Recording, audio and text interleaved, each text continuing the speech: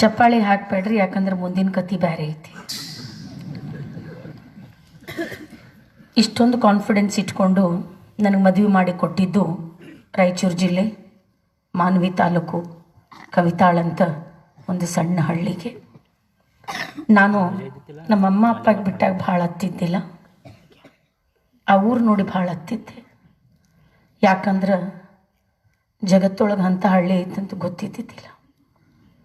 2 kilometre ಏನೋ ಗಂಡು ಮಕ್ಳು ಬರ್ತಾರಂದ್ರೆ ಹೆಣ್ಮಕ್ಳು ಒಳಗೆ ಓಡೋಗ್ಬಿಡ್ಬೇಕು, ಅಸ್ತಿತ್ವ ಇದ್ದಿಲ್ಲ. ನನ್ನ ಅಸ್ತಿತ್ವದ ತೊಳಲಾಟದಲ್ಲಿ ನನ್ನನ್ನು ನಾನು ಕಳ್ಕೊಳ್ಳುವಂಥ ಪರಿಸ್ಥಿತಿ ಬಂದಿತ್ತು. ಅವಾಗ ಒಂದು ಮಾತು ವಿಚಾರ ಮಾಡಿದೆ, ಜಲ್ದಿ ನನ್ನ ಗಂಡನ ಇಲ್ಲಿಂದ ಕರ್ಕೊಂಡು ಬೆಂಗಳೂರಿಗೆ ಹೋಗ್ಬಿಡ್ಬೇಕು, ನಾ ಮಾತ್ರ ಇಲ್ಲಿ ಇರೋಕ್ಕಾಗಲ್ಲ ಅಂತ. ಅದಕ್ಕೆ ನಾನು ನೌಕರಿಗೆ ಅಪ್ಲೈ ಮಾಡಿದೆ. 24 ವರ್ಷದ ಹಿಂದೆ ನಾನು ಇನ್ಫೋಸಿಸ್ ಒಳಗೆ ಅಪ್ಲೈ ಮಾಡಿದ ಮೇಲೆ ನನಗೆ ಸಿಕ್ಕಂಥ ಸಂಬಳ 40,000 ರೂಪಾಯಿ ಇತ್ತು. ಭಾಳ ಸಂತೋಷ ಆದೆ. ಇಂಟರ್ವ್ಯೂ ಲೆಟರ್ ತೊಗೊಂಡು ಬಂದು ನನ್ನ ಗಂಡಕ್ಕೆ ತೋರಿಸ್ಲಿಕ್ಕೆ ಬಂದೆ. ನನ್ನ ಗಂಡ ಆವಾಗ ಹಾಲೊಳಗೆ ಅವ್ರ ಮನೆಯಾಗ ಅವ್ರ ಅಮ್ಮನ ಜೊತೆ ಎಲ್ಲ ಕುಂತಿದ್ರು. ಹಾಲೊಳಗೆ ಗಂಡನ ಜೊತೆ ಮಾತಾಡುವಂಥ ಅವಕಾಶ ಇದ್ದಿಲ್ಲ. ಅಂಥ ಒಂದು ಸಾಂಪ್ರದಾಯಸ್ಥ ಕುಟುಂಬ ಅದಾಗಿತ್ತು. ಸಂತೋಷದಲ್ಲಿ ಮರೆತು ಬಿಟ್ಟೆ. ಜಲ್ದಿ ಹೋಗಿ ನನಗೆ ಲೆಟ್ರ್ ಬಂದದ, ನನಗೆ ಸೆಲೆಕ್ಷನ್ ಆಗ್ಯದ, ಜಾಬ್ ಬಂದದ ಅಂತ ಸಂತೋಷ ಆದೆ. ನಮ್ಮ ಅತ್ತಿ ಕಣ್ಣಿನಿಂದ ಒಳಗೆ ಹೋಗಂತ ಹೇಳಕತ್ತಿದ್ರು. ನೀ ಎಲ್ಲಿ ಬಂದು ಏನು ಮಾಡಕತ್ತಿ ಅಂತ. ಆವಾಗ ನನ್ನ ಗಂಡ ಆ ಲೆಟ್ರ್ ಹರಿದು ಒಗೆದು ಬಿಟ್ಟರು. ಒಳಗೆ ಹೋಗಿ ನೀನು ಬೇರೆ ಕೆಲಸ ನೋಡೋಗಂತ. ಯಾಕಂದ್ರೆ ಹೆಣ್ಮಕ್ಳಿಗೆ ಹೊರಗಡೆ ಹೋಗಿ ಕೆಲಸ ಮಾಡುವಂಥ ಅವಕಾಶ ಆ ಮನೆಯೊಳಗಿದ್ದಿಲ್ಲ. ಹೆಣ್ಮಕ್ಳು ಹೊರಗಡೆ ಹೋಗಿ ಕೆಲಸ ಮಾಡಿದ್ರೆ ಆ ಮನೆ ಗಂಡ್ಮಕ್ಳು ಕೈಲೇ ಆಗ್ಲಾರ್ದವ್ರಂತ ತಿಳ್ಕೊಳ್ಳುವಂಥ ಮನಸ್ಥಿತಿ ಉಳ್ಳಂಥ ಕುಟುಂಬ ಅದಾಗಿತ್ತು. ನನಗೆ ಒಳಗೆ ಹೋಗಂದ್ರು ಖಜೀಲಾಗಿತ್ತು, ಇನ್ಸಲ್ಟ್ ಆಗಿತ್ತು. ಇಷ್ಟೇ ಒಂದು ಓದಿದ್ದು ಹುಡುಗಿದು, ಇಷ್ಟೇ. ಮತ್ತೆ ಒಂದು ಹೆಜ್ಜೆ ಮುಂದೆ ಹೋದೆ. ನಮ್ಮ ಅತ್ತಿ ಒಳಗೆ ಹೋಗಿ ಅನ್ನಕತ್ತಿದ್ರು. ಆದರೆ ನಾನು ನಮ್ಮ ಅತ್ತಿ ಕಣ್ಣು ನೋಡಲಿಲ್ಲ. ನಾನು ಯಾರ ಕೈ ಹಿಡ್ಕೊಂಡು ಬಂದಿದ್ದೆ ಅವ್ರ ಕಣ್ಣೊಳಗೆ ಕಣ್ಣು ಹಾಕಿ ಒಂದು ಪ್ರಶ್ನೆ ಕೇಳಿದೆ. ಯಾಕಂದರೆ ಆ ಪ್ರಶ್ನೆ ಅನಿವಾರ್ಯ ಆಗಿತ್ತು. ಯಾಕಂದ್ರೆ ಅವತ್ತು ನಾ ಧೈರ್ಯ ಮಾಡಿದ್ದಿಲ್ಲಂದ್ರೆ ಇವತ್ತು ನಿಮ್ಮ ಮುಂದೆ ಇಲ್ಲಿ ನಿಲ್ಲಕ್ಕಾಗ್ತಿದ್ದಿಲ್ಲ. ನಮ್ಮ ಮುಂದೆ ಏನು ಮಾಡಲಿ ಅಂತ. ಅವಾಗ ನನ್ನ ಗಂಡ ಹೇಳಿದರು, ನಮ್ಮಮ್ಮ ಅಪ್ಪ ಹೊರಗಡೆ ಹೆಣ್ಮಕ್ಳು ಕೆಲಸ ಮಾಡೋದು ಇಷ್ಟಪಡಲ್ಲ, ಅವ್ರಿಗೆ ವಿರುದ್ಧ ಹೋಗಿ ನಾನು ನಿನ್ನ ಕೆಲಸಕ್ಕೆ ಕಳಿಸ್ಲಿಕ್ಕಾಗಲ್ಲ. ಸೊ ಒಂದು ಓದಿದ ಹುಡುಗಿ ಹೊಲ ಮನೆಯೊಳಗೆ ಕೆಲಸ ಮಾಡೋದಿಲ್ಲ ಅಂತಾರೆ. ಇವತ್ತು ನೀನು ನನ್ನ ಹೊಲ ಮನೆಯೊಳಗೆ ದುಡ್ದು ತೋರಿಸು ಅಂತ. ಮನಸ್ಸು ಅದಕ್ಕೆ ಒಪ್ಪಿಲ್ಲ. ಯಾಕಂದ್ರೆ ಧಾರವಾಡ ಟೆಂಪ್ರೇಚರ್ 32, ಭಾಳ ಅಂದ್ರೆ 35, ರಾಯಚೂರು ಟೆಂಪ್ರೇಚರ್ 45 ಇರ್ತದೆ. ಮತ್ತೆ ಹೊರಗಡೆ ಬಂದ ನಮ್ಮಮ್ಮಗೊಂದು ಫೋನ್ ಹಚ್ಚಿದೆ. ನೀನೇನಾದರೂ ನನ್ನ ಜೊತೆ ಇರ್ತಿ ಅಂದ್ರೆ ಈ ಊರು ಬೇಡ, ಈ ಮಂದಿ ಬೇಡ, ನಾನು ನೌಕರಿ ಮಾಡ್ಕೊಂಡು ಆರಾಮಿರ್ತೀನಿ, ಈ ಹಳ್ಳ್ಯಾಗ ಬದುಕಕ್ಕೆ ಆಗೋಲ್ದು ನನಗಂತ. ಅವಾಗ ನಮ್ಮಮ್ಮ ಒಂದು ಮಾತು ಹೇಳಿದರು, ಕೊಟ್ಟ ಹೆಣ್ಣು ಕುಲಕ್ಕೆ ಹೊರಗೆ, ಇನ್ನು ನಿನ್ನ ಜೀವನದ ನಿರ್ಧಾರಗಳನ್ನು ತೆಗೆದುಕೊಳ್ಳುವಂಥ ಅಧಿಕಾರ ಇರೋದು ನಿನ್ನ ಗಂಡ, ನಿನ್ನ ಅತ್ತಿ ಮಾವನಿಗೆ. ನೀನಲ್ಲಿ ಚಲೋ ಸಂಸಾರ ಮಾಡಿದ್ರಷ್ಟೇ ನಾವಿಲ್ಲಿ ತಲೆ ಮೇಲೆತ್ತಿ ಓಡಾಡ್ಬೋದು, ಇಲ್ಲಂದ್ರೆ ಜಗತ್ತು ನಮಗೆ ಬದುಕಕ್ಕೆ ಕೊಡೋದಿಲ್ಲ. ಆ ನಮ್ಮಮ್ಮ ಕೊಟ್ಟಂಥ ಸಂಸ್ಕಾರ. ಯಾಕಂದ್ರೆ ಒಂದು ಹೆಣ್ಮಗಳು ಇಂಥ ಒಂದು ಪ್ಲ್ಯಾಟ್ಫಾರ್ಮ್ ಒಳಗೆ ಇಷ್ಟು ಮಂದಿ ಎದುರಿಗೆ ಮಾತಾಡಲಿಕ್ಕೆ 2 ಕುಟುಂಬಗಳ ಕಾರಣ ಆಗ್ತಾವೆ. ಒಂದು ತವ್ರ ಮನೆಯ ಸಂಸ್ಕಾರ, ಇನ್ನೂ ಒಂದು ಗಂಡನ ಮನೆಯ ಸಹಕಾರ. ಇವೆರಡು ಇದ್ದರಷ್ಟೇ ಒಂದು ಹೆಣ್ಮಗಳು ಇಷ್ಟು ಮುಂದುವರೆದು ಮಾತಾಡ್ಲಿಕ್ಕಾಗ್ತದೆ. ಅದಕ್ಕೆ ಆ 2 ಮನೆಯ ಹೊಸ್ತಿಲಕ್ಕೆ ನನ್ನ ದೊಡ್ಡ ನಮಸ್ಕಾರಗಳು. ಇನ್ನು ನಾನು ಯಾವಾಗ ಹೊಲ ಮನೆ ಮಾಡೋಕ್ಕೆ ಬಂದೆ, ಆ ಹೊಲ ಬರಡು ಭೂಮಿಯಾಗಿತ್ತು. ಅರ್ಧ ಚೀಲ ಸಜ್ಜಿ ಬೆಳೀತಿದ್ದಿಲ್ಲ, ಬರೇ ಕಲ್ಲು, ಎಲ್ಲಿ ತೆಗೆದ್ರೂ ಬರೇ ಕಲ್ಲು ಅಂತ ಅದ್ರೊಳಗೆ ಮಾಡಂತ ಹೇಳಿ ಬಿಟ್ಟಾರೆ. ಮಧ್ಯಮ ವರ್ಗದ ಮಹಿಳೆ ಆಗಿದ್ದೆ ನಾನು. ಆದಾಯದ ಮೂಲ ಬಹಳ ಸೀಮಿತವಾಗಿತ್ತು. ಆ ಕಲ್ಲು ತೆಗಿಲಿಕ್ಕೆ ಪ್ರಾರಂಭ ಆದಮೇಲೆ ಕೈಗೆಲ್ಲ ಗುಳ್ಳಿ ಬಿದ್ದು ಬಿಟ್ಟಿತ್ತು. ಆಮೇಲೆ ಮಂದಿನೂ ಅಲ್ಲಿ ಹೋಗ್ಬೇಡ್ರಿ, ಅಲ್ಲಿ ದೆವ್ವದವ ಅಂತಿದ್ರ. ಆ ಕಲ್ಲು ತಕ್ಕೊಂತ ಹೋಗ್ಬೇಕಾದ್ರೆ ಊಟ ಮಾಡಿದ್ರೆ ಖಾರ ಹತ್ತಿದ್ರೆ ಕೈ ಉರಿತಿತ್ತು. ಚಮಚ ತಗೊಂಡು ತಿಂತಿದ್ದೆ ನಾನು. ಆ ಹೊಲ ಎಲ್ಲ ಕಲ್ಲು ತೆಗೆದು ಅದನ್ನು ಪ್ಯಾರಲಲ್ ಮಾಡಿದ್ಮೇಲೆ ಮತ್ತೊಂದು ಸಮಸ್ಯೆ ಬಂತು. ನೀರಿದ್ದಿಲ್ಲ. 6 ಬೋರ್ ತನಕ ನನ್ನ ಗಂಡ ನನ್ನ ಜೊತೆ ಇದ್ದರು, ದುಡ್ಡು ಕೊಟ್ಟರು. 6 ಬೋರ್ ಆದಮೇಲೂ ನೀರು ಬೀಳಲಿಲ್ಲ ಅಂದಮೇಲೆ ನಮಗಿದ್ರಾಗ ಏರ್ಕಿಲ್ಲ, ಸುಮ್ಮನೀನು ನನ್ನ ತಲೆ ತಿನ್ನಕ್ಕೆ ಹೋಗಬೇಡ, ಮನ್ಯಾಗ ಅಡುಗೆ ಮುಸರಿ ಮಾಡ್ಕೊಂಡಿರು ಅಂತಂದ್ರೆ. ಆದರೆ ನಾನು ಒಪ್ಪಲಿಲ್ಲ. ಯಾಕಂದ್ರೆ ನನ್ನ ಮನಸ್ಸೊಳಗೊಂದು ಕಿಡಿ ಹೊತ್ತಿಸಿದ್ರು. ಆ ಕಿಡಿ ಜ್ಯೋತಿಯಾಗಿ 2 ಮನೆ ಬೆಳಗಬೇಕಿತ್ತು. ಯಾಕಂದ್ರೆ ತವ್ರ ಮನೆ ಗಂಡನ ಮನೆ 2 ಹೆಸರು ತೊಗೊಂಬರ್ಬೇಕಿತ್ತು ನಾನು. ಅದಕ್ಕೋಸ್ಕರ ನಮ್ಮಮ್ಮ ಎಷ್ಟು ಬಂಗಾರ ಕೊಟ್ಟಿದ್ರು ಆ ಇಷ್ಟು ಬಂಗಾರ ಆ ಹೊಲ ಮನೆಗೆ ಹಾಕಿದೆ ನಾನು. 12 ಬೋರ್ ಆದರೂ ನೀರು ಬೀಳಲಿಲ್ಲ. ಲಾಸ್ಟ್ ಕೈಯಾಗ 2 ಬಳಿ ಅಷ್ಟೇ ಉಳಿದಿತ್ತು. ಸಾಯಂಕಾಲ 6:15 ನಮ್ಮ ಮನೆಯವರಿಗೆ ಕೈಯಾಗಿನ 2 ಬಳಿ ತೆಗೆದು ಕೊಟ್ಟೆ. ನಮ್ಮ ಮನೆಯವರು ಬ್ಯಾಡ್ ಐತಿ ಇಟ್ಕೋ ಅಂತಂದರು. ಇದು ಲಾಸ್ಟ್ ಐತಿ ನಿನ್ನಲ್ಲೇ, ನೀನು ನನಗೆ ಕೊಟ್ಟಿದ್ದ ಚಾಲೆಂಜ್ ಮುಂದೆ ಇಂಥ 100 ಬಳಿ ಹೋದರೂ ಚಿಂತಿಲ್ಲ, ಆದರೆ ನಾ ಮಾತ್ರ ಈ ಕೊನೆ ಪ್ರಯತ್ನ ಮಾಡೇ ಮಾಡ್ತೀನಿ ಅಂತ. ಈಗ 40,000 ಆಗ್ಯದ ಬಂಗಾರ. ಆವಾಗ 6,200 ಇತ್ತು. ಅವು ಮಾರಿ 24,000 ರೂಪಾಯಿ ತೊಗೊಂಡು ಬಂದ್ರೆ. ಮುಂಜಾನೆ 6:15 ಬೋರ್ ಗಾಡಿ ಬಂತು. ಹೊಲದಾಗ ನಡ್ಬರ್ಕ್ ಹೋಗಿ ಕುಂತ್ಕೊಂಡಿದ್ದೆ. ಮಣ್ಣು ಕೈಯಾಗ ಗಟ್ಟಿ ಹಿಡ್ಕೊಂಬಿಟ್ಟಿದ್ದೆ. ಯವ್ವ, ಇವತ್ತು ನನಗೆ ನೀರು ಬೀಳಲಿಲ್ಲ ಅಂದ್ರೆ ಅದು ನನ್ನ ಸೋಲಾಗಲ್ಲ. ಯಾಕಂದ್ರೆ ನೀನು ಒಂದು ಹೆಣ್ಣದಿ, ನಿನ್ನ ಸೋಲಾಗ್ತದೆ. ನನಗೆ ಯಾವುದೇ ಕಾರಣಕ್ಕೂ ಸೋಲಾಗಿ ಬಿಡಬೇಡ. ಇವತ್ತು ನೀನು ನನಗೆ ನೀರು ಕೊಡಬೇಕು. ಗಟ್ಟಿ ಮಣ್ಣು ಹಿಡ್ಕೊಂಡು ನಾನು ಎಷ್ಟು ಸಿಟ್ಟಿತ್ತು, ನನ್ನ ಎಷ್ಟು ನೋವಿತ್ತು ಎಲ್ಲ ಆ ಮಣ್ಣು ಮೇಲೆ ತೆಗಿಯಕತ್ತಿದ್ದೆ. 6:15 ನನ್ನ ಗಂಡ ಬಂದರು. ನನ್ನ ಆಳ ಮಗನೂ ಬಂದ. ಮೇಡಮ್ 1.5 ಇಂಚ್ ನೀರು ಬಿತ್ತದಂತ. ಆವಾಗ ಸಣ್ಣಗೆ ಮಣ್ಣನ್ನು ಕೈಯಿಂದ ಬಿಟ್ಟೆ. ಆದ್ರೆ ಮಣ್ಣು ನನ್ನ ಕೈ ಬಿಟ್ಟಿದ್ದಿಲ್ಲ. ಮಣ್ಣು ನನ್ನ ಕೈ ಒಳಗೆ ಹಾಗೆ ಇತ್ತು. ಆವಾಗ ವಿಚಾರ ಮಾಡಿದೆ, ಯಾರು ಕೈ ಹಿಡ್ಕೊತಾರೋ ಬಿಡ್ತಾರೋ ಗೊತ್ತಿಲ್ಲ, ಆ ಭೂಮಿ ತಾಯಿ ನನ್ನ ಕೈ ಬಿಡಲ್ಲ ಅಂತ. ಅದಕ್ಕೆ ನಾನು ಮಾಡಿದಂಥ 1ನೇ ಬೆಳೆ ದಾಳಿಂಬೆ. ಯಾಕಂದ್ರೆ ಆವಾಗ ದಾಳಂಬ್ರಿ ಯಾರೂ ಮಾಡಿದ್ದಿಲ್ಲ. ಅದಕ್ಕೆ ನನಗೆ 1ನೇ ರೇಟ್ ಸಿಕ್ತು 63 ರೂಪಾಯಿ kg. ಬಂದಂಥ ದುಡ್ಡು 5,80,000 ರೂಪಾಯಿ ಬಂದಿತ್ತು. ಈಗೂ ಕ್ಲ್ಯಾಪ್ ಹಾಕಬೇಡ್ರಿ, ಮುಂದಿನ ಕತ್ತಿ ಮತ್ತೂ ಬೇರೆನೇ ಐತಿ. 5,80,000 ರೂಪಾಯಿ ಬಂದ ಮೇಲೆ ಸಂತೋಷವಾಗಿದ್ದೆ. ಯಾಕಂದ್ರೆ ಇನ್ಫೋಸಿಸ್ ಒಳಗೆ ಕೆಲಸ ಮಾಡಿದ್ರೆ 4,80,000 ಬರ್ತಿತ್ತು. ಆದರೆ ಇಲ್ಲಿ 1 ಲಕ್ಷ ಹೆಚ್ಚಿಗೆ ಇತ್ತು ಕೈಯಾಗ. ಒಂದು ಶಕ್ತಿ ಇತ್ತು, ಒಂದು ಉತ್ಸಾಹ ಇತ್ತು, ಒಂದು ಕಾನ್ಫಿಡೆನ್ಸ್ ಇತ್ತು, ನಾನೇನಾದರೂ ಮಾಡ್ತೀನಿ ಅಂತ. ಮತ್ತೇನೆ ನನ್ನ 2ನೇ ಬೆಳೆಗೆ ಕೈ ಹಾಕಿದೆ. 112 ರೂಪಾಯಿ kg ಸಿಕ್ತು. ಆವಾಗ ಬಂದಂಥ ದುಡ್ಡು 12 ಲಕ್ಷ. ಮತ್ತೆ ಇನ್ನೊಂದು ಸ್ವಲ್ಪ ಶಾಣೆ ಆದೆ. ಹೊಲ ಮನೆಯಾಗ ಇನ್ನೂ ಕೆಲಸ ಮಾಡೋದು ಕಲಿತೆ. 3ನೇ ಬೆಳೆಗೆ ಕೈ ಹಾಕಿದೆ. 143 ರೂಪಾಯಿ kg ಬಂದಿತ್ತು. ಕೈಯಾಗ ಪಟ್ಟಿ 18 ಲಕ್ಷ ರೂಪಾಯಿ ಬಂದಿತ್ತು. 5ನೇ ಬೆಳೆಗೆ ಕೈ ಹಾಕಿದೆ. ಅದು ಎಕ್ಸ್ಪೋರ್ಟ್ ಅಂದರೆ ವಿದೇಶಕ್ಕೆ ಹೋಗಿತ್ತು ಹಣ್ಣು ನಂದು. ಒಂದೊಂದು ಹಣ್ಣು 500 ಗ್ರಾಮ್ ಇತ್ತು. ಅಷ್ಟು ಚೆನ್ನಾಗಿ ಬೆಳೆಸಿದ್ದೆ. ಆವಾಗ ಬಂದಂಥ ದುಡ್ಡು 23 ಲಕ್ಷ ರೂಪಾಯಿ. ಅಂದರೆ ಗಿರ್ದಾ ಕೋಟಿಗೆ 2 ಲಕ್ಷ ಕಡಿಮೆ ಇತ್ತು. ಸಂತೋಷವಾಗಿದ್ದೆ. ಒಂದು ಶಕ್ತಿ ಇತ್ತು, ಒಂದು ಉತ್ಸಾಹ ಇತ್ತು, ಒಂದು ಹುಮ್ಮಸ್ಸಿತ್ತು. 7ನೇ ಬೆಳೆಗೆ ಕೈ ಹಾಕಿದೆ.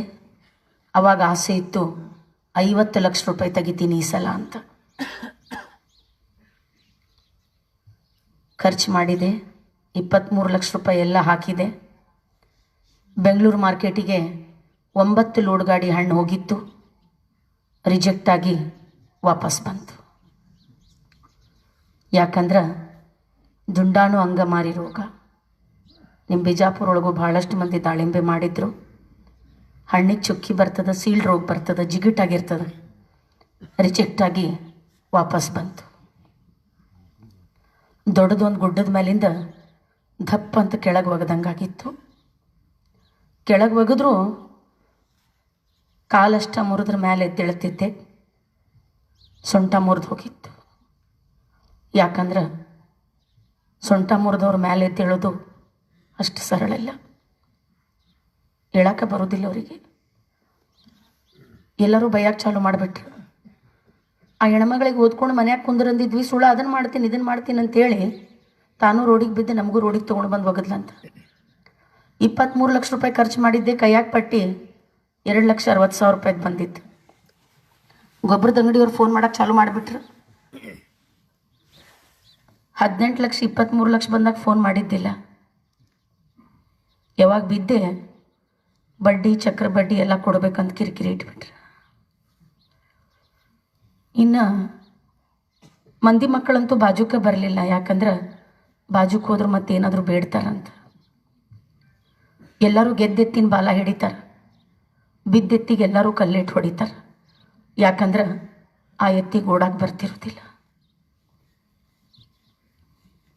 ಭಾಳ ಕಿರಿಕಿರಿ ಮಾಡಕತ್ಬಿಟ್ರೆ. ಮನೆಯೊಳಗೆ ನಾವು ಹಾಲೊಳಗೆ ಬಂದರೂ ಎದ್ದು ಹೋಗಾಕತ್ಬಿಟ್ರೆ. ನಾನು ಬಿದ್ದಿದ್ದೆ, ಆದ್ರೆ ನಾನೇನೇ ಅಪರಾಧ ಮಾಡಿದವ್ರಂಗೆ ನನಗೆ ನೋಡಕತ್ಬಿಟ್ರೆ. ಸಾಲಗಾರರು ಬಿಡಕತ್ತಿದ್ದಿಲ್ಲ. ಈ ಎಲ್ಲ ಕಷ್ಟ ನೋಡ್ಲಾರ್ದ, ಸಮಾಜವನ್ನು ಎದುರಿಸ್ಲಾರ್ದ ನಾನು ಆತ್ಮಹತ್ಯೆಗೆ ಪ್ರಯತ್ನ ಪಟ್ಟೆ. ಸಾವನ್ನು ಭಾಳ ಸಮೀಪದಿಂದ ನೋಡಿ ಬಂದು ನಿಮ್ಮ ಮುಂದೆ ನಾನು ನಿಂತೀನಿ. ಯಾಕಂದ್ರೆ ನನಗೂ ಬದುಕಬೇಕಂತ ಆಸೆ ಇತ್ತು. ಆದ್ರೆ ಪರಿಸ್ಥಿತಿಗಳು ನನ್ನ ಕೈ ಒಳಗಿದ್ದಿಲ್ಲ. ಎಲ್ಲರೂ ಹೇಳ್ತಾರೆ ಯಶಸ್ವಿ ಪುರುಷನ ಹಿಂದೆ ಮಹಿಳೆ ಅದಾಳಂತ. ಆದ್ರೆ ಇವತ್ತು ನಾನು ಯಾವಾಗ ಬಿದ್ದೆ, ನನ್ನ ಗಂಡ ನನ್ನ ತಾಯಿಯಾಗಿ ನನ್ನ ಕಣ್ಣೀರು ಒರೆಸಿದ್ರು. ತಾನೇನೇನು ಉಳಿಸಿದ್ರು ಅದಿಷ್ಟು ಹಾಕಿ ಸಾವಿನ ದೌಡೆಯಿಂದ ವಾಪಸ್ ಕರ್ಕೊಂಡು ಬಂದ್ರಿ. ನನಗೆ ವಾಪಸ್ ಕರ್ಕೊಂಡು ಬಂದ ಮೇಲೂ ನೀನು ಇವತ್ತಿಗೂ ಬಿದ್ದಿಲ್ಲ, ನಾನು ನಿನಗೆ ಎಬ್ಬಿಸ್ತೀನಿ ಅಂತ ಹೊರಗಿಂದ ಸಾಲ ಮಾಡಿ ನನ್ನ ತಂದೆಯಾಗಿ ನನಗೆ ಇನ್ನೊಂದು ಚಾನ್ಸ್ ಕೊಟ್ಟರು. ನೀನು ಮಾಡ್ತಿ, ಜೀವನದೊಳಗೆ ನೀ ಒಂದು ದಿವಸ ಹೆಸರು ತೊಗೊಂಡು ಬರ್ತಿ, ನೀ ಮುರಿದಿಲ್ಲ, ನಾನು ನಿನ್ನ ಜೊತೆ ಅತೀನಿ ಅಂತ. ನನ್ನ ತಾಯಿ ನನಗೆ ಜನ್ಮ ಕೊಟ್ಟಿದ್ರು. ಆದರೆ ನನ್ನ ಗಂಡ ನನಗೆ ಮರು ಜನ್ಮ ಕೊಟ್ಟರು. ಇವತ್ತು ನಾನೇನೇ ಅದೀನಿ ನನ್ನ ಗಂಡನ ಸುಳಗೆ. ಇಲ್ಲಂದ್ರೆ ನಾನು ಸತ್ತು ಹೋಗ್ತಿದ್ದೆ. ಅವಾಗ ನಾನು ವಿಚಾರ ಮಾಡಿದ್ದೆ, ಎಲ್ಲರೂ ನನ್ನ ಮೇಲೆ ವಿಶ್ವಾಸ ತೆಗೆದ ಮೇಲೆ ನನ್ನ ಗಂಡ ನನ್ನ ಮೇಲೆ ಒಂದು ವಿಶ್ವಾಸ ಇಟ್ಟರು. ಆ ವಿಶ್ವಾಸಕ್ಕಾದರೂ ನಾನೇನಾದರೂ ಮಾಡಿ ತೋರಿಸಬೇಕು. ಮತ್ತೊಂದು ಪ್ರಶ್ನೆ ಬಂತು, ನಾನು ಹೆಂಗೆ ಆತ್ಮಹತ್ಯೆ ಮಾಡಿಕೊಂಡೆ? ಹಾಗೆಲ್ಲ ರೈತರು ಸುಮ್ಮನೆ ಆತ್ಮಹತ್ಯೆ ಮಾಡ್ಕೊಳ್ಳಲ್ಲ. ಜಗತ್ತು ಬದುಕಾಗಿ ಬಿಡ್ತಿರೋದಿಲ್ಲ, ನಮ್ಮವ್ರು ಬದುಕಾಗಿ ಬಿಡ್ತಿರೋದಿಲ್ಲ, ಮಂದಿ ಮಕ್ಕಳು ಬದುಕಾಗಿ ಬಿಡ್ತಿರೋದಿಲ್ಲ. ಅವಾಗೇ ಆತ್ಮಹತ್ಯೆ ಮಾಡ್ಕೊತಾರೆ. ಆದ್ರೆ ಒಂದು ಮಾತು ಹೇಳ್ತೀನಿ, ನೀವೇನು ತಿಳ್ಕೊತೀರಿ ಆತ್ಮಹತ್ಯೆ ಮಾಡ್ಕೊಂಡ್ಮೇಲೆ ನಾವು ಹೆಂಡತಿ ಮಕ್ಕಳು ಆರಾಮಿರ್ತೀವಂತ? ನಾವು ರೋಡಿಗೆ ಬರ್ತೀವಿ. ಜಗತ್ತು ಭಾಳ ಅಂದ್ರೆ ದಯೆ ಕೊಡ್ಬೋದು, ಅನುಕಂಪ ಕೊಡ್ಬೋದು, ಒಂದು ಚೀಲ ಜೋಳ ಕೊಡ್ಬೋದು, ಒಂದು 25 kg ಅಕ್ಕಿ ಕೊಡ್ಬೋದು. ಆದರೆ ಅಧಿಕಾರ ಮತ್ತು ಹಕ್ಕು ಕೊಡಲ್ಲ. ಅಧಿಕಾರ ಮತ್ತು ಹಕ್ಕು ಕೊಡೋರು ನೀವು ನಮಗೆ ಬಿಟ್ಟು ಹೋಗಿರ್ತೀರಿ. ಸತ್ತಂಗೆ ಜೀವ. ಮೊದಲಿನ ಮಂದಿ ಸುಳ್ಳು ಹೇಳಿಲ್ಲ, ಗಂಡ ಅಂದ್ರೆ ಗುಡ್ಡ ಇದ್ದಂಗೆ. ನೀವೊಂದು ನಮ್ಮ ಜೊತೆ ಇದ್ರೆ ಜಗತ್ತಿನ ಎಂಥ ಕಷ್ಟವನ್ನು ಎತ್ತಿ ಒಗಿತೀವಿ ನಾವು. ನಿಮ್ಮ ಕಣ್ಣು ನೋಡಿದ ಮೇಲೆ ಆ ಶಕ್ತಿ ನಮಗೆ ಬರ್ತದೆ. ಅದಕ್ಕೆ ಯಾವುದೇ ಕಾರಣಕ್ಕೆ ರೈತರೇ ಆತ್ಮಹತ್ಯೆ ಮಾಡ್ಕೋಬೇಡ್ರಿ. ಯಾಕಂದ್ರೆ ಯಾವುದೇ ಕಷ್ಟ ನಿಮ್ಗಿಂತ ದೊಡ್ಡದಲ್ಲ, ಯಾವುದೇ ಸುಖ ನಿಮ್ಗಿಂತ ದೊಡ್ಡದಲ್ಲ. ನೀವಿದ್ರೆ ಎಲ್ಲ, ನೀವಿಲ್ಲಂದ್ರೆ ನಮಗೆ ಬೆಲೆನೇ ಇಲ್ಲ. ಯಾಕಂದ್ರೆ ನೀವು ಒಂದು, ನಾವು ಶೂನ್ಯ. ನಮಗೆ 10 ಮಾಡ್ರಿ, ಶೂನ್ಯ ಮಾಡಿ ಹೋಗ್ಬೇಡ್ರಿ ಯಾವುದೇ ಕಾರಣಕ್ಕೂ. ಅವಾಗ ನಾನು ವಿಚಾರ ಮಾಡಿದೆ, ನಾನು ಯಾಕೆ ಬಿದ್ದೆ? ನಾ ಬೀಳ್ಲಿಕ್ಕೆ ಕಾರಣ, ನಾ ದಾಳಿಂಬೆ ಒಂದನ್ನೇ ನಂಬಿದ್ದೆ, ಅದಕ್ಕೆ ಬಿದ್ದೆ ನಾನು. ನಾ ಬಿದ್ದಾಗ ನನಗೆ 35 ವರ್ಷ ಇತ್ತು, ಇವತ್ತು 45 ವಯಸ್ಸೈತಿ. 35 ವರ್ಷಕ್ಕೆ ಬಿದ್ದಾಗ ಒಂದು ಛಲ ಇತ್ತು ಮೇಲೆ ಎದ್ದೇಳ್ತೀನಂತ. ಆದ್ರೆ 45 ವರ್ಷಕ್ಕೆ ಬಿದ್ದರೆ ಮಗ ಸೊಸಿಗೆ ವಜ್ಜಾಗ್ತೀನಿ. ಯಾಕಂದ್ರೆ ಕೈಯಾಗ ರೊಕ್ಕ ಇಲ್ಲಂದ್ರೆ ಯಾಕೆ ಮಗ ಸೊಸಿ ಸೇರೋದಿಲ್ಲ. ಅದ ಕೈಯಾಗ ರೊಕ್ಕ ಐತಂದ್ರೆ ಅತ್ತಿಯವರೇ ನಿಧಾನ ಹೋಗ್ರಿ, ನೀವು ಬಿದ್ದರೆ ರೊಕ್ಕನೂ ಬೀಳ್ತಾವಂತ.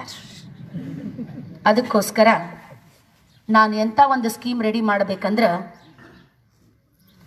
ರೈತ ಸ್ಥಿರವಾಗಿ ನಿಂತಿರಬೇಕು ಅಂತ ಒಂದು ಪ್ಯಾಕೇಜನ್ನು ನಾನು ರೆಡಿ ಮಾಡಿ ಅದರೊಳಗೆ ಯಶಸ್ಸನ್ನು ನಾನು ಪಡ್ಕೊಂಡ್ಮೇಲೆ ರೈತರಿಗೆ ಹೇಳ್ಬೇಕಂತ ನಾನು ಮತ್ತೆ ನನ್ನ ಕೆಲಸವನ್ನು ಪ್ರಾರಂಭ ಮಾಡಿದೆ.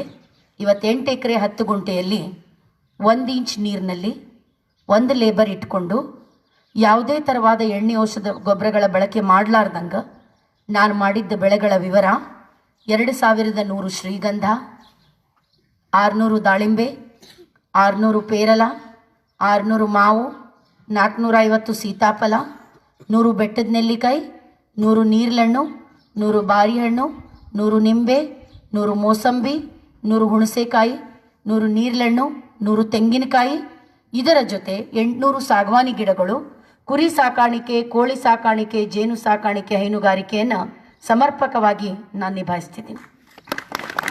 ಇಷ್ಟೊಂದು ಬೆಳೆಗಳನ್ನು ನಾನು ಯಾಕೆ ಮಾಡಿದ್ದೀನಿ? ಇಲ್ಲಿ ಭಾಳಷ್ಟು ಮಂದಿ ರೈತರದಾರ, ಮೇಡಮ್ ಇಷ್ಟು ಬೆಳೆ ಮಾಡಿದ್ರೆ ಕೈಗೆ ರೊಕ್ಕ ಹೆಂಗೆ ಹತ್ತವ್ರಿ ಅಂತ ಕೇಳ್ಬೋದು. ನಾನು ಯಾಕೆ ಇಷ್ಟು ಬೆಳೆ ಮಾಡೀನಂದ್ರೆ, ಇವತ್ತು ನಾಳೆ ಹೊಲ ಮನೆ ಮಾಡ್ತಾನಂದ್ರೆ ಅವ್ನಿಗೆ ಯಾರು ಹುಡುಗಿ ಕೊಡಕ್ಕೆ ಒಲ್ಲೆನಕತ್ತಾರೆ. ಯಾಕಂದ್ರೆ ತಿಂಗಳ ಪಗಾರ ಇರೋದಿಲ್ಲ, ರಿಟೈರ್ಮೆಂಟ್ ಆದಾಗ ಪೆನ್ಷನ್ ಇರೋದಿಲ್ಲ ಅಂತ. ಅದಕ್ಕೋಸ್ಕರ ನಾನು ಮಾಡಿದ್ದು ಋತು ಆಧಾರಿತ ಬೆಳೆ ಪದ್ಧತಿ. ಪ್ರತಿಯೊಂದು ಋತುವಿನಿಂದ ರೈತನಿಗೆ ಆದಾಯ ಬರ್ತಿರಬೇಕು.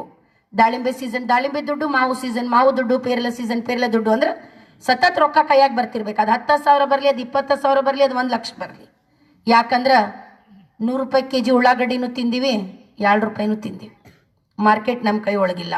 V are not policy makers. ಅಂದರೆ ಬೆಲೆಯನ್ನು ನಿಗದಿ ಮಾಡುವಂಥ ಅಧಿಕಾರ ಸರ್ಕಾರವನ್ನು ನಮಗೆ ಕೊಟ್ಟಿಲ್ಲ, ಸಮಾಜನೂ ನಮಗೆ ಕೊಟ್ಟಿಲ್ಲ. ಇರಲಿ, ಪರಿಸ್ಥಿತಿಗಳ ವಿರುದ್ಧ ಹೋಗಬೇಡ್ರಿ ರೈತರೇ. ಪರಿಸ್ಥಿತಿಗಳ ವಿರುದ್ಧ ಹೊಡೆದು ನಿಂದ್ರದ್ಕಿಂತ ಪರಿಸ್ಥಿತಿಗಳ ಜೊತೆಗೆ ಹೋಗ್ರಿ, ಅದೇ ಶಾಣೆತನ. ಅದಕ್ಕೆ ನಾನು ನಿಮಗೇನು ಹೇಳ್ತೀನಿ, ಇವೆಲ್ಲ ಬೆಳೆ ಬರ್ತದಲ್ಲ, ಅದು ತಿಂಗಳ ಪಗಾರ ಬಂದಂಗೆ ಬಂದ್ಬಿಡ್ತದೆ, ಮನೆ ನಡ್ಸಕ್ಕಾಗ್ತದೆ. ಇನ್ನು 45ರಿಂದ 50 ವರ್ಷ ಆದ್ಮೇಲೆ ರೈತ ಹೆಂಗೆ ಬದುಕಬೇಕು? ಯಾಕಂದ್ರೆ AC ರೂಮ್ ಒಳಗೆ ಕುಂತ್ಕೊಂಡು 1 ಲಕ್ಷ ರೂಪಾಯಿ ಪಗಾರ ಬರುವಂಥ ಕ್ಷೇತ್ರ ರೈತನ ಕ್ಷೇತ್ರ ಅಲ್ಲ. ಇಲ್ಲಿ ಬಿಸ್ಲಾಗ ಸುಡಬೇಕಾಗ್ತದೆ, ಮಳೆಯಾಗ ನೆನಿಬೇಕಾಗ್ತದೆ, ಥಂಡ್ಯಾಗ ನಡಗಬೇಕಾಗ್ತದೆ. ಆವಾಗಷ್ಟ ಬಂಕದೊಳಗೆ 2 ಚೀಲ ಕಾಳು ಬಂದಿರ್ತಾವೆ. ರೇಟ್ ಸಿಕ್ಕರೆ ಹೆಂಡತಿ ಕೈಯಾಗ ತೊಗೊಂಬಂದು 1-2 ಸಾವಿರ ರೂಪಾಯಿ ಕೊಟ್ಟಿರ್ತೀರಿ. ರೇಟ್ ಸಿಗಲಿಲ್ಲ ಅಂದ್ರೆ ಗೊಬ್ಬರದ ಅಂಗಡಿ ಅವನ ಮುಂದೆ ಹೋಗಿ ತಲೆ ಕೆಳಗೆ ಮಾಡಿ, ಯಪ್ಪ ಈ ವರ್ಷ ಬಡ್ಡಿ ಇಟ್ಕ, ಮುಂದಿನ ವರ್ಷ ಅಸಲು ಕೊಡ್ತೀನಿ ಅಂತ ಕಣ್ಣಿಟ್ಟು ಹೇಳೋಕ್ಕಾಗೋದಿಲ್ಲ. ತಲೆ ಕೆಳಗೆ ಮಾಡಿ ಹೇಳಿರ್ತೀವಿ. ಯಾಕಂದ್ರೆ ಲಾಸ್ ಆಗಿರ್ತದೆ. ಇವತ್ತು ನಿಮ್ಮ ಮುಂದೆ ನಿಂತು ಭಾಷಣ ಮಾಡಾಕತ್ತೀನಂದ್ರೆ ನಾ ಬಿದ್ದಿಲ್ಲ ಅಂತ ತಿಳ್ಕೊಬೇಡ್ರಿ. ನಾನು 1000 ಸಲ ಬಿದ್ದೆ, 1 ಸಲ ಎದ್ದೆ. ಇದು ರೈತನ ಜೀವನ. ಇನ್ನು 45ರಿಂದ 50 ವರ್ಷ ಆದಮೇಲೆ ದುಡ್ಡು ಇಲ್ಲಂದ್ರೆ ಯಾರು ಇಟ್ಕೊತಾರ? ಅದನ್ನು ಮೂಲ್ಯಾಕೆ ಕುಂದಿರಿಸಿ ಬೇಕಂದ್ರೆ 1 ರೊಟ್ಟಿ ತಿನ್ನ, ಇಲ್ಲಂದ್ರೆ ಹೋಗೋ ಕಡೆ ಅಂತ ರೈತ ನೆಲಕ್ಕೆ ಬೀಳಬಾರ್ದಂತೆ ನಾನು ಆಯ್ಕೆ ಮಾಡಿಕೊಂಡಂಥ ಬೆಳೆ ಶ್ರೀಗಂಧ. ಇವತ್ತು 1 kg ಶ್ರೀಗಂಧದ ಬೆಲೆ ಕರ್ನಾಟಕ ಸರ್ಕಾರ ರೈತನಿಗೆ ಕೊಡುವಂಥದ್ದು 10ರಿಂದ 16,000 ರೂಪಾಯಿ kg ಐತಿ. 1 ಟನ್ 1 ಕೋಟಿಯಿಂದ 1.5 ಕೋಟಿ ಐತಿ. ಒಂದು ರೈತ 1 ಎಕರೆ ಒಳಗೆ ಏನಿಲ್ಲಂದ್ರು ನೀರು ಬೇಡ, ಎಣ್ಣೆ ಔಷಧ ಗೊಬ್ಬರ ಬೇಡ, ಲೇಬರ್ ಬೇಡ. ಯಾಕಂದ್ರೆ ಕಸ ತೆಗೆದ್ರೆ ಶ್ರೀಗಂಧ ಸತ್ತು ಹೋಗ್ತೈತಿ. ನೀರು ಹೆಚ್ಚಿಗೆ ಬಿಟ್ಟರೆ ಅದ್ರಾಗ ಎಣ್ಣೆ ಅಂಶ ಬರಲ್ಲ. ಯೂರಿಯಾ DAP ಹಾಕಿದ್ರೆ ಗಿಡ ಬೆಳಿತೈತಿ, ಕೆಚ್ಚು ಬರಲ್ಲ. ಅದಕ್ಕೆ 1 ಎಕರೆ ಒಳಗೆ ಏನೂ ಇಲ್ಲಂದ್ರು 5ರಿಂದ 6 ಟನ್ ತೆಗಿಬೋದು. 6 ಕೋಟಿಯ ಆದಾಯದ ಒಡೆಯ ರೈತನಾಗ್ತಾನೆ. ಯಾಕಂದ್ರೆ ಒಂದು ಡಾಕ್ಟರ್ ಕೋಟಿ ಒಳಗೆ ಮಾತಾಡ್ಬೋದು, ಒಂದು ಇಂಜಿನಿಯರ್ ಕೋಟಿ ಒಳಗೆ ಮಾತಾಡ್ಬೋದು. ಆದ್ರೆ ಹೆಬ್ಬಟ್ಟು ಹೊತ್ತು ರೈತನು ಕೋಟಿಯೊಳಗೆ ಮಾತಾಡಬೇಕು, ಆ ದಿನ ಬರಬೇಕು. ಒಂದು ರೈತನ ಹೆಂಡ್ತಿನೂ 1 kg ಬಂಗಾರ ಹಾಕ್ಕೋಬೇಕು. ಇವತ್ತೂ ಒಂದು ರೈತನ ಹೆಂಡ್ತಿ ಬರ್ತಾಳಂದ್ರೆ ನೆಲ ತೋರಿಸ್ತಾರೆ ಅಕ್ಕಿಗೆ. ಅದ ಒಂದು ಆಫೀಸರ್ ಹೆಂಡ್ತಿ ಬಂದ್ರೆ ಎದ್ದು ಕುರ್ಚಿ ಕೊಡ್ತಾರೆ. ಆದ್ರೆ ಆ ರೈತನ ಹೆಂಡ್ತಿಗೂ ಆ ಕುರ್ಚಿ, ಆ ಸ್ಥಾನಮಾನ ಸಿಗಬೇಕು, which she deserve to be. ಎಷ್ಟು ಸಲ ಒಂದು ರೈತನ ಹೆಂಡ್ತಿ ಮನಸ್ಸು ಮರಗಿರ್ತವೆ. ನನ್ನ ಗಂಡನೂ ಆಫೀಸರ್ ಆಗಿದ್ರೆ ನಾನು ಒಂದು 10 ತೊಲಿ ಬಂಗಾರ ಹಾಕ್ಕೊಂತಿದ್ದೆ. ನನ್ನ ಗಂಡನೂ ಆಫೀಸರ್ ಆಗಿದ್ರೆ ನನ್ನ ಮಕ್ಕಳನ್ನೂ ಇಂಜಿನಿಯರಿಂಗ್ ಮೆಡಿಕಲ್ ಮಾಡ್ತಿದ್ರು. ಯಾಕಂದ್ರೆ ಎಷ್ಟೇ ಸಲ ನಮ್ಮ ಮಕ್ಕಳು ಶಾಣೆ ಆದರೂ ಫೀಸ್ ಕಟ್ಟಕ್ಕೆ ರೊಕ್ಕಿರ್ಲಾರ್ದು ನಾವು ಮದುವೆ ಮಾಡಿ ಕೊಟ್ಟಿರ್ತೀವಿ. ಆದ್ರೆ ಎಂಥ ದಿನ ಬರಬೇಕಂದ್ರೆ ಒಂದು ರೈತನ ಹೆಂಡ್ತಿನೂ ತನ್ನ ಮಕ್ಕಳಿಗೆ ಇಂಜಿನಿಯರಿಂಗ್ ಮೆಡಿಕಲ್ ಮಾಡಿಸ್ಬೇಕು. ಅಂಥ ದಿನ ಬರಬೇಕು. ಬರ್ತದದು. ಆದ್ರೆ ನೀವು ಮಾಡಬೇಕಷ್ಟೆ. ನೀವು ಎಷ್ಟು ಎಕರೆ ನಿಮ್ಮಲ್ಲೈತೆ ನನಗೆ ಗೊತ್ತಿಲ್ಲ. ನಾನು 100 ಎಕರೆ ಅವನಿಗೆ ತಲೆಯಾಗಿ ಇಟ್ಕೊಂಡಿಲ್ಲ. ನಾನು 1 ಎಕರೆ ಅವನಿಗೆ ತಲೆಯಾಗಿ ಇಟ್ಕೊಂಡು ಮಾತಾಡ್ತೀನಿ. ನೀವು ಮಾಡಿರಿ. ಈ ಫಾರ್ಮಿಂಗ್ ಬಗ್ಗೆ ಅಂದರೆ ಈ ಕೃಷಿ ಬಗ್ಗೆ ನಿಮಗೇನೇ ಮಾಹಿತಿ ಬೇಕಂದ್ರೂ ನಾನು ನಿಮಗೆ ಕೊಡ್ತೀನಿ. ಆಮೇಲೆ ಮತ್ತೆ ಇನ್ನೊಂದು ಪ್ರಶ್ನೆ ಬಂತು. 24 ವರ್ಷದ ಹಿಂದೆ ನನ್ನ ಗಂಡ ನನಗೊಂದು ಚಾಲೆಂಜ್ ಕೊಟ್ಟರು, ನೀವು ಹೊಲ ಮನೆಯಾಗ ಮಾಡಿ ತೋರಿಸಂತ. ಅದನ್ನು ಮಾಡಿ ಏನೋ ಒಂದು ಹೆಜ್ಜೆ ಮುಂದೆ ಬಂದಿದ್ದೆ. ಆದರೆ ಈಗ 4 ವರ್ಷದಿಂದ ನನ್ನ ಮಗಳು ನನಗೊಂದು ಚಾಲೆಂಜ್ ಕೊಟ್ಟಳು. ಆಕೆ ಫೈನಲ್ ಇಯರ್ ಇಂಜಿನಿಯರಿಂಗ್ ಮಾಡ್ತಾಳ, ಆಚಾರ್ಯ ಇನ್ಸ್ಟಿಟ್ಯೂಟ್ ಆಫ್ ಟೆಕ್ನಾಲಜಿ ಬ್ಯಾಂಗ್ಳೂರಿನಲ್ಲಿ. ನನಗೆ ಬಂದು ಒಂದು ಮಾತು ಕೇಳಿದ್ಲು. ಏನು ಮಮ್ಮಿ, ಪಪ್ಪ ಅಂದೇನು ತಲೆ ಕೆಟ್ಟಿತ್ತು, ನೌಕರಿ ಬ್ಯಾಡ ಅಂದ್ರೆ ನೀನು ಯಾಕೆ ಬಿಟ್ಟು? ನಿಮ್ಮ ಅಕ್ಕ ತಂಗಿ ಅಂದ್ರೆ ನಮ್ಮ ಅಕ್ಕ ತಂಗಿ ಇಬ್ಬರು ಬೆಂಗಳೂರೊಳಗೆ ಸಾಫ್ಟ್ವೇರ್ ಇಂಜಿನಿಯರ್ ಅದಾರ. ಅವ್ರ ಮಕ್ಕಳು ಅವ್ರು ತನ್ನ ಮಕ್ಕಳಿಗೆ ಎಂಥ ಒಳ್ಳೆ ಜೀವನ ಕೊಟ್ಟಾರ. ನೀ ಏನು ಕೊಟ್ಟಿ ನಮಗೆ? ಯಾವಾಗ ನೋಡ್ದವಾಗ ಲೇಬರ್ ಓಡೋದಂತಿದಿ, ಮಳೆ ಹೆಚ್ಚಿಗೆ ಬಂತಂತಿದಿ, ಮಳೆ ಬರಲೇ ಇಲ್ಲ ಅಂತಿದಿ, ರೇಟ್ ಬಿತ್ತಂತಿದಿ, ಆದಾತ್ ಈದಾತ್ ನೋಡಿ ನೋಡಿ ನೋಡಿ ನಮ್ಮ ತಲೆ ಚಿಟ್ಟು ಹಿಡ್ದೋಗ್ಯದ.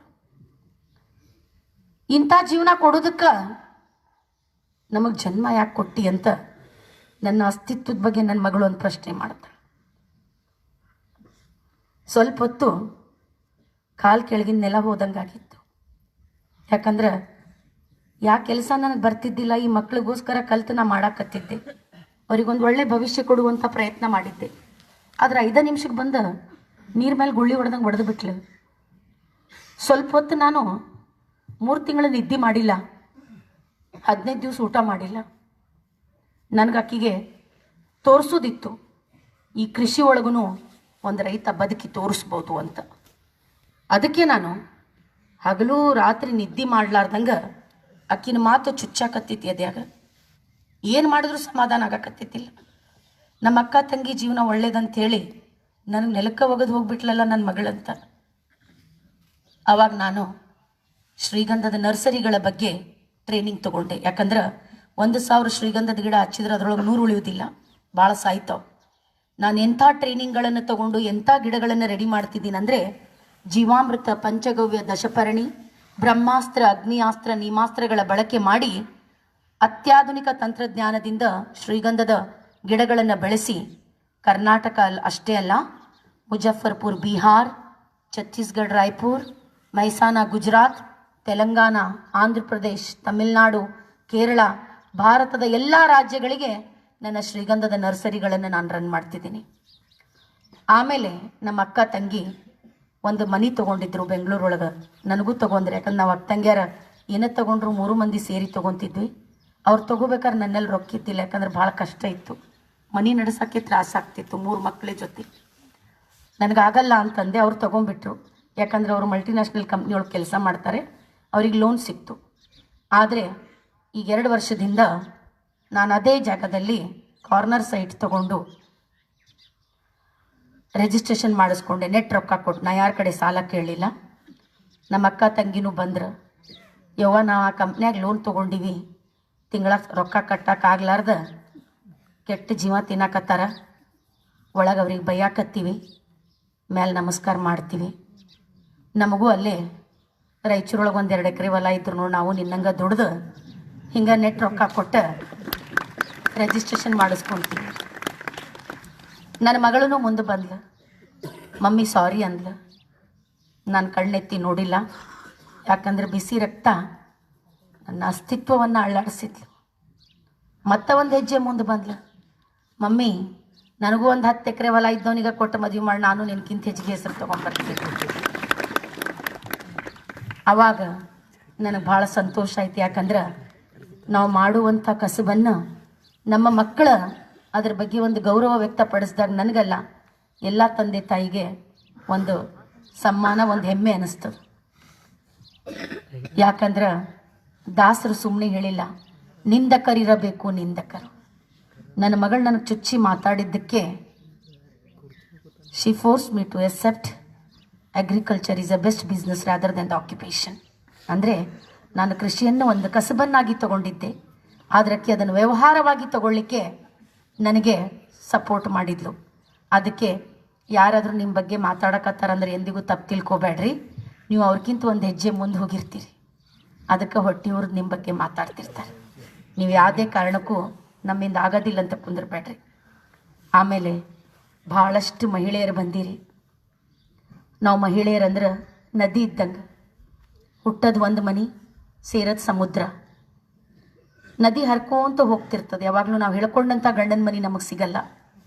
ತೆಗ್ಗು ಬರ್ತದೆ, ಗುಡ್ಡ ಬರ್ತದೆ, ಮುಳ್ಳು ಬರ್ತದೆ. ಆದ್ರೆ ನದಿ ಗುಡ್ಡ ಆಯ್ತಂತ ವಾಪಸ್ ಹರಿದಿದ್ದು ನೋಡಿರೇನಿಲ್ಲ, ಅದ್ರಾಗ ದಾರಿ ಮಾಡ್ಕೊತೈತೆ. ಆ ಥರ ನಾವು ಹೆಣ್ಮಕ್ಳು ನದಿ ಹರ್ಕೊಂಡು ಎಲ್ಲರ ಹಸಿವು ನೀರಡಿಕೆಯನ್ನು ಇಂಗಿಸ್ಕೊಂಡು ಎಲ್ಲ ಕಡೆ ಹಸಿರು ಕ್ರಾಂತಿಯನ್ನು ಪಸರಣೆ ಮಾಡ್ತವೆ. ಆ ಥರ ನಾವು ಹೆಣ್ಮಕ್ಳು ನಮ್ಮ ಕೊಟ್ಟ ಮನೆಯನ್ನು ಮರೆತು ನಮ್ಮ ಗಂಡನ ಮನೆಯೇ ನಮ್ದಂತ ತಿಳ್ಕೊಂಡು ಆ ಮನೆತನದ ಮಾನ ಮರ್ಯಾದೆಗೋಸ್ಕರ ನಾವು ಕಳೆದು ಹೋಗಿ ಆ ಮನೆತನವನ್ನು ಮೇಲೆ ತೊಗೊಂಡು ಬರ್ತೀವಿ. ಅದು ಆರ್ಥಿಕವಾಗಿ ಆಗಿರ್ಬೋದು, ಸಾಮಾಜಿಕವಾಗಿ ಆಗಿರ್ಬೋದು. ಅದಕ್ಕೋಸ್ಕರ ಅಂಥ ಮಹಿಳೆಯರು ನಾವು ನೀವು ಅಂತ ಹೇಳಲಿಕ್ಕೆ ನನಗೆ ಭಾಳ ಹೆಮ್ಮೆ ಅನ್ನಿಸ್ತದೆ. ಆಮೇಲೆ ಯಾವುದೇ ಕೆಲಸ ನಿಮ್ಮಿಂದ ಆಗೋದಿಲ್ಲ ಅಂತ ತಿಳ್ಕೊಬೇಡ್ರಿ. ಯಾಕಂದ್ರೆ ಆದಿಶಕ್ತಿ ಅವತಾರ ನೀವು, ಲಕ್ಷ್ಮಿಯ ಸ್ವರೂಪ ನೀವು. ನೀವು ಮನಸ್ಸು ಮಾಡಿದ್ರೆ ಜಗತ್ತನ್ನು ಎತ್ತಿ ಒಗಿಬೋದು, ಅಂಥ ಶಕ್ತಿ ನಿಮ್ಮಲ್ಲೈತಿ. ಯಾಕಂದ್ರೆ ನನ್ನ ತವ್ರ ಮನೆಯೊಳಗೆ ನನಗೇನು ಕೆಲಸ ಹಚ್ಚಿದ್ದಿಲ್ಲ, ಹೊರಗಡೆ ಹೋಗೋದು ಗೊತ್ತಿದ್ದಿದ್ದಿಲ್ಲ. ಆದ್ರೆ ನನ್ನ ಗಂಡನ ಮನೆಯೊಳಗೆ ಇವತ್ತು ನಾನು ಎ ಸಿ ರೂಮ್ ಒಳಗೆ ಕುಂತ್ಕೊಂಡು ಪ್ರೋಗ್ರಾಮ್ ಬರೆದಿದ್ದಕ್ಕೆ ನನಗೆ ಇಲ್ಲಿ ಕರೆಸಿಲ್ಲ. ನನ್ನ 12 ದನ ಕಸದ ಹೆಂಡಿ ಕಸ ಬೆಳಿತೀನಿ, ದನದ್ದು. ನನ್ನ ಕುರಿ ಮೇಯಿಸ್ಕೊಂಡು ಬರ್ತೀನಿ, ನನ್ನ ಕೋಳಿಗಳಿಗೆ ಕಾಳು ಹಾಕ್ತೀನಿ, ನನ್ನ ಲೇಬರ್ ಜೊತೆ ಕುಂತ್ಕೊಂಡು ಕೆಲಸ ಮಾಡ್ತೀನಿ.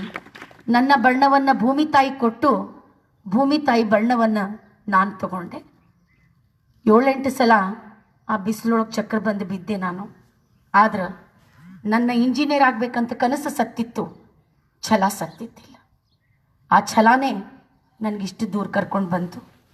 ಆಮೇಲೆ ನಾನು ಈ ಮಾಡಿದಂಥ ಪ್ರಯತ್ನಕ್ಕೆ 4 ಸಲ ರಾಷ್ಟ್ರ ಪ್ರಶಸ್ತಿ ಸಿಕ್ತು, 1 ಸಲ ಅಂತಾರಾಷ್ಟ್ರೀಯ ಪ್ರಶಸ್ತಿ ಸಿಕ್ತು, 16 ಸಲ ರಾಜ್ಯ ಪ್ರಶಸ್ತಿ ಸಿಕ್ತು, ಬಹಳಷ್ಟು ಮಠ ಮಾನ್ಯತೆಗಳು ಪ್ರಶಸ್ತಿ ಕೊಟ್ಟು. ಆದರೆ ಆ ಪ್ರಶಸ್ತಿ ನಂದಲ್ಲ, ಬೂದಿ ಮುಚ್ಚಿದ ಕೆಂಡದಂತಿರುವಂಥ ನಿಮ್ಮ ಪ್ರಶಸ್ತಿ ಅದು. ಅದನ್ನೆಲ್ಲ ನಾನು ನಿಮಗೆ ಸಮರ್ಪಣೆ ಮಾಡ್ತೀನಿ. ಯಾಕಂದ್ರೆ ಇದು ಒಂದು ಕವಿತಾ ಮಿಶ್ರನ ಕತೆ ಅಲ್ಲ. ಭಾಳಷ್ಟು ಹೆಣ್ಮಕ್ಳದಿರಿ, ಪಾಪ ನೀವು ತವ್ರ ಮನ್ಯಾಗ ಏನೋ ಆಗ್ಬೇಕಂತ ಆಸೆ ಪಟ್ಕೊಂಡು ಬಂದಿರ್ಬೋದು, ಗಂಡನ ಮನೆಯೊಳಗೆ ಅದಕ್ಕೆ ಆಸ್ಪದ ಸಿಕ್ಕಿರ್ಲಿಕ್ಕಿಲ್ಲ. ಅದಕ್ಕೆ ನನ್ನ ಈ ಯಶಸ್ಸನ್ನು ಇಲ್ಲಿರುವಂಥ ಎಲ್ಲ ಮಹಿಳೆಯರಿಗೆ ನಾನು ಸಮರ್ಪಣೆ ಮಾಡ್ತೀನಿ. ಯಾಕಂದ್ರೆ ನೀವು ಎಲ್ಲರೂ ಆ ಪ್ರಶಸ್ತಿಗಳಿಗೆ ಭಾಜನರಾಗಿದ್ದೀರಂತೆ ತಿಳ್ಕೊಳ್ರಿ. ಆಮೇಲೆ ಇನ್ನೊಂದು ಮಾತು ನಾನು ಏನು ಹೇಳ್ತೀನಂದರೆ, ಯಾವುದೇ ಕೆಲಸ ಸಣ್ಣದಲ್ಲ, ಯಾವುದೇ ಕೆಲಸ ದೊಡ್ಡದಲ್ಲ. ನಮ್ಮ ಅಕ್ಕ ತಂಗಿ ನಾ ಕುರಿ ಮೇಯಿಸೋದು ವಾಟ್ಸಪ್ ಡಿ ಪಿ ಇಟ್ಟಾರೆ, ನನಗೆ ನಾಚಿಕೆ ಬರಲ್ಲ. ಯಾಕಂದ್ರೆ ನನ್ನ ಮಕ್ಕಳ ಫೀಸ್ ಕಟ್ಟೋದು ನನ್ನ ಕುರಿ ನಮ್ಮ ಅಕ್ಕ ತಂಗಿ ಕಟ್ಟಲ್ಲ. ಅದಕ್ಕೆ ಯಾವುದೇ ಕೆಲಸ ಕೆಟ್ಟದಲ್ಲ, ಯಾವುದೇ ಕೆಲಸ ದೊಡ್ಡದಲ್ಲ. ನಾವು 1ನೇ ಸಲ ಹೆಂಡಿ ಕಸ ಬೆಳೆದಾಗ ಒಂದು ಸೋಪ್ ಮುಗಿದೋಗಿತ್ತು ವಾಸನೆ ಹೋಗ್ಲಿ ಅಂತ. ಆದರೆ ಈಗ ಹೆಂಡಿ ಕಸದ ವಾಸನೆ ಬರಲಿಲ್ಲ ಅಂದ್ರೆ ನನಗೆ ಊಟ ರುಚಿ ಅನಿಸೋದಿಲ್ಲ. ಯಾಕಂದ್ರೆ ಒಲಿ ಮೇಲೆ ಅಡುಗೆ ಮಾಡೋಕ್ಕೆ ಬರ್ತಿದ್ದಿಲ್ಲ.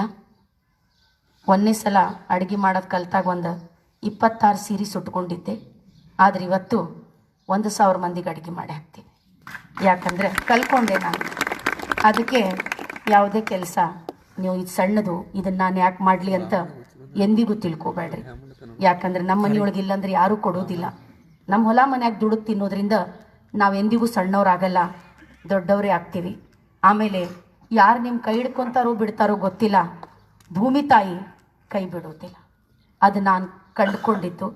ಯಾಕಂದ್ರೆ 5 ರೂಪಾಯಿದಿಂದ ನಾನು ಹೊಲ ಮನೆ ಮಾಡೋಕ್ಕೆ ಬಂದಿದ್ದೆ, ಲಕ್ಷ ಎಂದಿಗೂ ನೋಡಿದ್ದಿಲ್ಲ.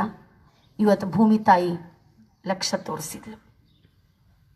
ಅದಕ್ಕೆ ರೈತರೇ ಎಂದಿಗೂ ನಿಮ್ಮ ಕಡೆ ಏನೈತಿ ಅದರೊಳಗೆ ಸಂತೋಷದಿಂದಿರ್ರಿ.